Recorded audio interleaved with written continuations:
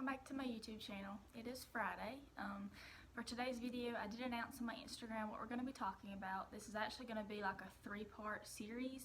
I said it would be a 2-part, but after I was kind of putting everything together and thinking about what I was going to talk about, I was pretty sure it was going to end up being 3 videos just because there's so much to talk about with this topic, and I didn't want y'all to have to sit through like a 45-minute video.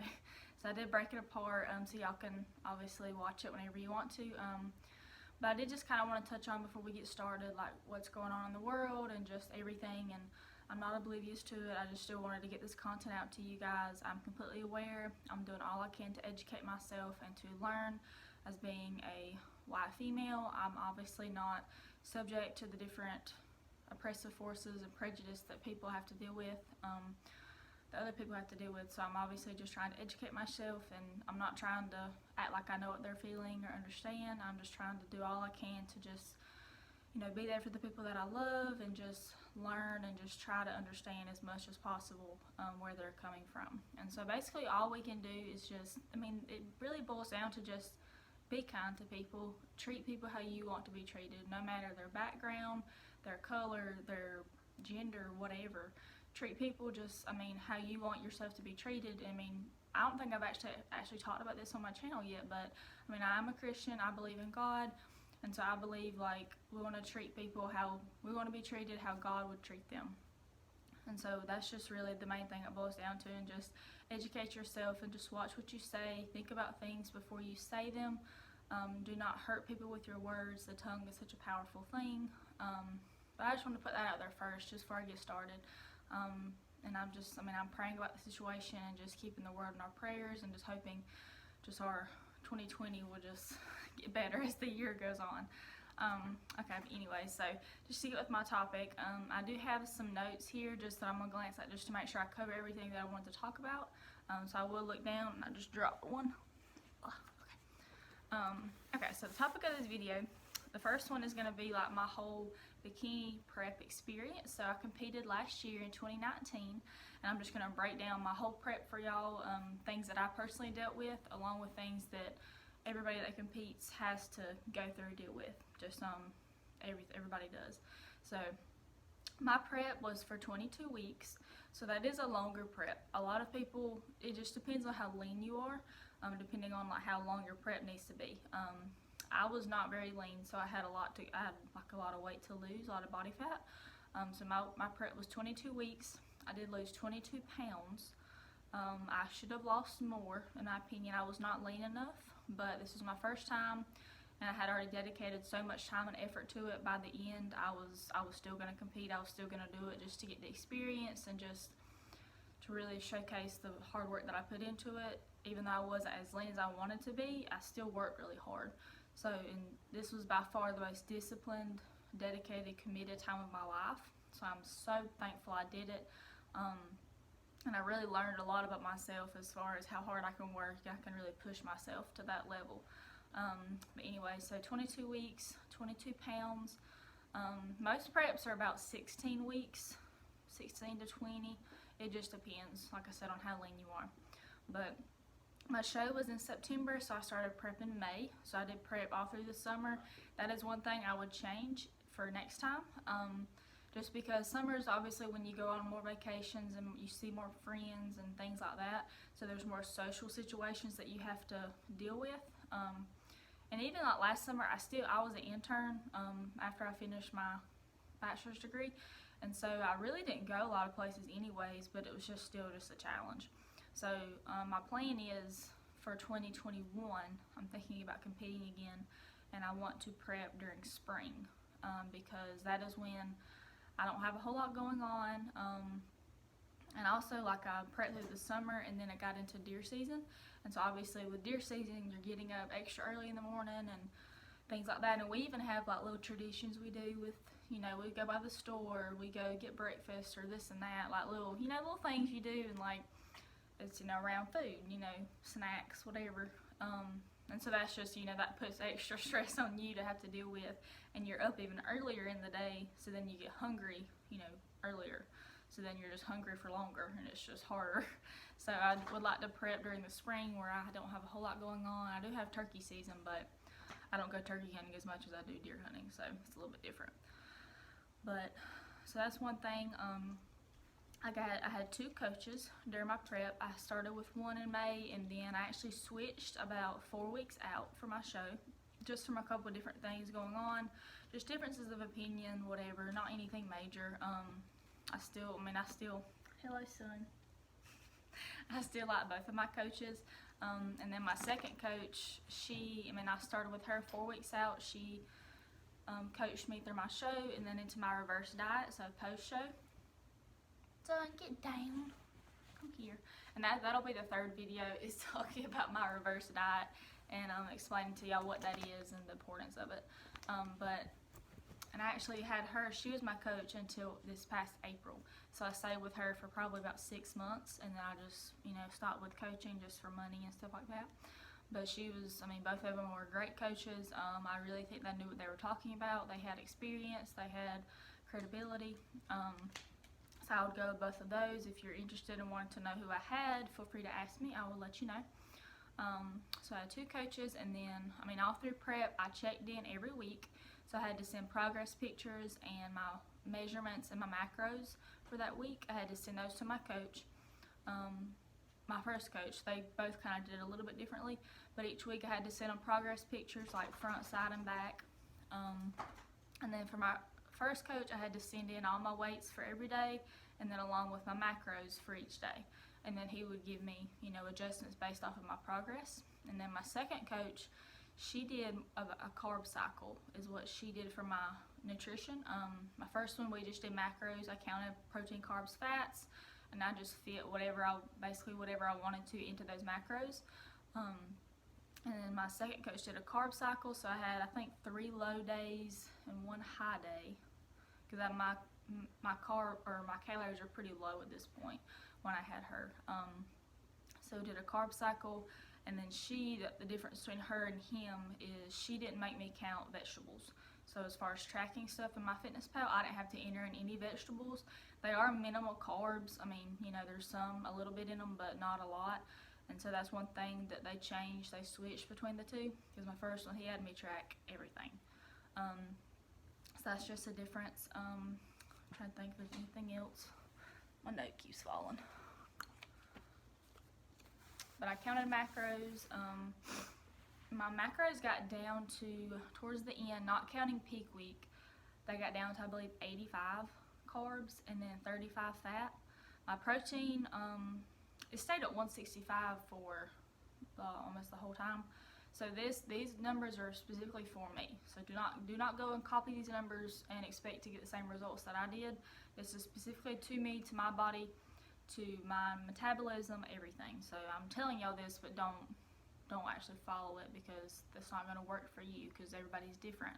Their bodies are different. So I just want to put that out there first. But so my carbs and fats did get pretty low. Protein stayed high just to keep me satiated and full. So those are on macros. I drank 1 gallon of water every day. Important to get your water to help with digestion. I lifted 6 days a week. And my splits changed every month or so. I did legs 2 or 3 times a week, and then I did different upper body splits the rest. My cardio got up to, I did 30 minutes of fasted cardio in the morning, and then I would lift, and then I had to do 45 minutes post workout. So an hour and 15 minutes of cardio, which ended up kind of being a lot. It was a good bit of cardio.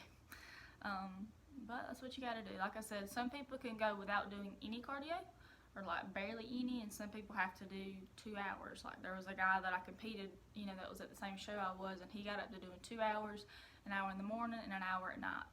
So it just varies. Everybody responds differently to different stimulus. Some people do better with like higher fats, lower carbs. Some people do better vice versa. And then some people can do like 20 minutes of HIIT cardio a day and get shredded. Like it's just, it's not a universal plan. Like you have to be very versatile and change according to that person. But okay, so that's kind of just like the breakdown of like the specifics of my plan that I can think of. Trying to think if there's anything else. I did have 3 or 4 planned refeeds throughout prep. So a refeed is basically where your coach increases your carbs for the day. They may adjust like your protein and take it down some to keep your calories about the same, or they may keep your protein the same. It just depends. But it's just a way of increasing your calories, your carb intake, and so it kind of does give you like a boost of energy and like kind of refills your muscles with glycogen. You normally have a really good workout, like a really good lift after you have a refeed, just because you have more energy to expend. And those are just kind of like a way to like not trick your metabolism, but just kind of get it fired back up a little bit. And hopefully after you have that refeed, probably like the next day, some people might actually weigh less, but you may weigh more. And then after a few days, once you start to get your water in and everything, then your weight will come down. So that's another like I guess thing people implement. Some people do diet breaks. I never had a diet break. I never did that. I did have, I'm not proud of this, but I was not perfect this prep. I did say that on my Instagram whenever I was documenting it. I was not perfect. This is the most I have ever tracked macros. I've done it in the past, and I would track during the week, and then on the weekend I would just fall off. So I stuck with it I was so consistent. So this is the most that I've ever actually been that disciplined with it. So I did have, I think, 3 different times where I ate off plan, where I went over my macros like a good bit, or I just kind of quote, not to trigger anybody, but quote binge ate at night or something like that. So I was not perfect whatsoever. One of the times I ate over macros and everything, like a day or 2 later my weight came down like a decent amount. My coach was like, that actually helped you a little bit. He was like, but don't get any ideas. I was like, okay. I was like, it was worth it. But that's obviously not in the game plan for next time. I'm definitely going to be, especially now that I know what to expect, I'll be way more committed and just think about like what motivates you, is like thinking about being on that stage and like that feeling.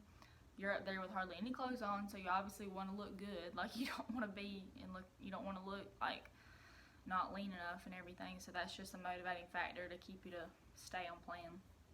But so a couple of things that happen with prep. So you have what's called prep brain. So kind of like when you get, I think there's a thing called like pregnancy brain. I don't know if that's the real thing. Let me know if it's not. But prep brain is like where you're just kind of, you're not real thinking really clearly. It can be like a brain fog kind of thing because you don't have a lot of carbs, so you don't have a lot of brain food technically. So you're just kind of not as sharp as you normally are. So that's definitely a thing. Like you just can't think of your words sometimes, and it's just like they just get lost. You can ask Rex, it was a struggle sometimes. And you also have like prep taste buds. So you get used to eating, kind of the same thing all the time. And so then all of a sudden you get something different, and even if it's not that good, you might think it's like really good. Like for example, I know this specifically happened to me. I had bought these RX bars. It's a type of protein bar. I bought them like months in the past before my prep and everything, and they were awful. Like awful. They were just like chewy and just got stuck in your teeth. Just disgusting. So I still had them in the pantry. I didn't eat them. And then so one day I was like, since I have them, let me fit them in macros. I was still like early in prep. I was like, let me just fit this in there so I can get out the house. And it tasted really good. And I could not eat them before. They were awful. I was like, I have a problem. This is not good. So it's a thing. Like once you get anything semi-sweet or savory that you don't always get to eat, it tastes really good. Because I'm a major sweet tooth person, so desserts and sweets were something I really missed, obviously. And this kind of brings on, I wanted to mention this quote. One of my, he actually wasn't specifically my coach, but Kerrigan, her fiance, he had this quote one day. Brandon, he said, let me see if I can get it right. He's like, it's something about like you live, 80 plus years in your life. If you can't go 16 weeks without having a dessert or a sweet, like you have a problem. Like it's just 16 weeks. Like that's not that long. Like, you have your whole life, their food's gonna be there when you're done. Like it's not gonna go anywhere. Like you can go that long without eating it. And I was like, hit me right in the feels. I was like, he's talking about me. But that's so true though. Like if you can't go that long, then that's a problem. Like you have to, your goal has to be bigger than like that cookie, you know. Anyway, so, and like I said before, like, the discipline and dedication that I had to this was just like extreme compared to like what I've ever done in my whole life. So I was extremely proud of that. And basically, because you have to make prep kind of like your life to a degree. Like, you have to be careful not to forsake like your family and friends and other things. But I mean, it's like your top priority because you just have this goal in mind. And if you don't give it 100%, then you're not going to achieve it to the degree that you want to. So, I mean, you have to meal prep, you have to get your lifts in, you have to eat your cardio, you have to drink your water, get your sleep. You know, if you take supplements, you have to be consistently with those. Like, it's like a job in itself. Like, I don't, like, people, like, I mean, I work a, 40-hour week job, whatever. And so, I mean, it's a challenge. Like, and a lot of these people that compete, as their job, or, like, they compete, year after year, like, a lot of them do, like, they work from home. They either do social media or sell, like, workout programs or this and that, coaching. And so they don't have, like, a set schedule, so they can eat their meals when they need to. They can cook their food, whatever. And so, like, if you work, you have to prep all your food. I had to carry my breakfast, my lunch, my snacks, everything with me to work. I ate dinner at home was the only thing that I didn't have to carry with me. And so it's just a lot of preparation, and you just have to take time to do that. So it's just how bad you want it, Okay, I'm going a little too long. I'm trying to hurry. So I did just want to say too, like, I mean, with the dedication thing, I mean, we only had one trip that we went on while I was on prep. We went to Illinois for a week, and that morning we left at 6 a.m. For a drive, like 14-hour drive. I got up that morning and did my lift and my cardio. So I got up at like 3 a.m. to do my stuff. And I did not go to bed early enough either for that. But I was like, because I knew when we got up there that we were, eat supper with with our friends, and I wouldn't have time to lift or anything. So I was like, I got to get it in. So I went and did it. And I was still amazed that I actually did that. Like what the crap? Like, Rex did not think I was gonna get up, and I was like, I did it. I was proud of myself. Anyway, so that was that. And like I said, like some sacrifices you have to make with prep. Like I said, the social gatherings are really hard, and you never realize how many like events or social interaction surrounds around food. Like, it is insane. I don't know if it's just like this in the South, or I'm sure it's like in the North too, but I feel like in the South it might be worse. But like, birthday parties, like church gatherings, like even just going, hanging out with friends, you always go and grab dinner, like, just stuff like that you don't even think about. There's just food everywhere. And so, like, if you can't eat it, that's when you really notice it. Like, you're like, well, crap, I'm missing out, And most of the time, it's not healthy food, unless you go to, like, a restaurant, might be something you could get healthy. But even with restaurants, you have to be careful because you don't know what they're putting in the food. And with prep, you have to track everything, like, to the gram, like your sauces, butter, everything. And so you have to be careful what they're cooking it with. But it's just insane, like. So that's why it's best to just have your meals prepped. You can carry them with you to wherever you're going, or eat before you go, so you don't eat there. It's just another thing with prep. And then, like, obviously when you get towards the end, your carbs get low and everything, so you're low on energy. So energy drinks, caffeine, and of course I don't like coffee, so I couldn't drink coffee because I don't like it. So I would drink a Bang or Monster every day, like one a day. Some people, that's a normal thing for a lot of people, like even not even prepping, but I didn't want to drink more than one a day. I just don't like to do that. But I would like time it in my day, so I would have energy later in the day. Like, I would time it to drink like after lunch, so I would have energy like in the afternoon. And it was just, you have to just think about timing stuff out so you can survive the day. Like, when you get that low on carbs, it's a struggle. I'm trying to think of anything else. There was something else I was going to say with timing. Can't remember. Okay. And there's different things that I just noticed that I had to be careful around. Like, every time I'd leave the gym, I would work out in the morning. And so, because I knew if I waited till the afternoon, that it wasn't going to happen. Like, I would just be too exhausted and just, zombie mode. I would not feel like it. So I had to work out in the morning, get my cardio done in the morning, everything. And after some days I didn't have to go right to work, so I would stop by the gas station, and I would just get like a large Coke Zero, and that would like kind of mess with me because, you know, you walk by all the candy, you walk by all the snacks, and I would just look at them and just yearn for that food. And like I mess myself up too with that. And then on Instagram there's all these foodie accounts, you know, all this like food porn out there. It's just like, how does this food look that good? And in prep it's even worse. Like it's just everywhere, and it's just like chocolate and like butter and just everything. And so one tip, I'm not gonna do that to myself next time. I'm not gonna watch the food channel, I'm not gonna look at food porn. I'm gonna like mute all my foodie accounts. I don't follow a lot of them anyways now for that reason too, but you know, the stuff you cannot put yourself through to make things harder in prep, you have to make it easy on yourself. Okay, last few things, I practice my posing throughout prep as well. So I mean, especially probably starting at like 10 weeks out, I really started practicing, and you have to practice like all the time to nail down your posing. That is something that is even like equally as important as being lean. You have to have the poses right. So practice my posing. I ordered my suit. My suit I actually got off of Etsy. I got it really cheap, $200. Suits can be up to $600, $800 depending on how much detail and rhinestones you want. Mine was, I bought it used because I didn't know, you know, if I was going to be competing a lot or if I would just do this one show. So I got a used one, and it just happened to be my size, so worked out perfect. Order your shoes, 20 bucks on Amazon maybe, so not bad. Order your shoes as soon as you can, so you have them to pose. And then you don't register for your show until like closer to time. You don't have to, just in case you have like a family emergency, you know, you lose your job. You don't want to register until like, you know, a few weeks out, and that you won't be penalized for waiting that long either. But if you register early and something happens, I mean, pretty much every show promoter, they're not going to give you your money back. So, just FYI, you want to wait. And just like some positives from a show day, like or from prep.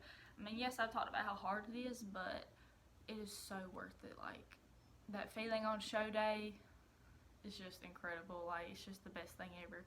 And seeing new shreds, that's the leanest I've ever been. So it was really cool. You see new lines and new muscles popping, different things like that you don't see all the time. And it's just, it gets you more excited to keep going. Like they say, like when you start seeing results, that's when you want to keep going. Like, so you just have to get to that point and then you push through. And I learned a lot about myself. So I mean, I talked about, I learned how disciplined I can be and just committed to something I never thought I could do. So that was obviously really good. The last month of prep, that's been the last thing I talk about. It was so hard. Like, it was just awful. I almost backed out. I actually almost backed out of my show, but I registered. I think it was like 3-4 weeks out, but I had already registered.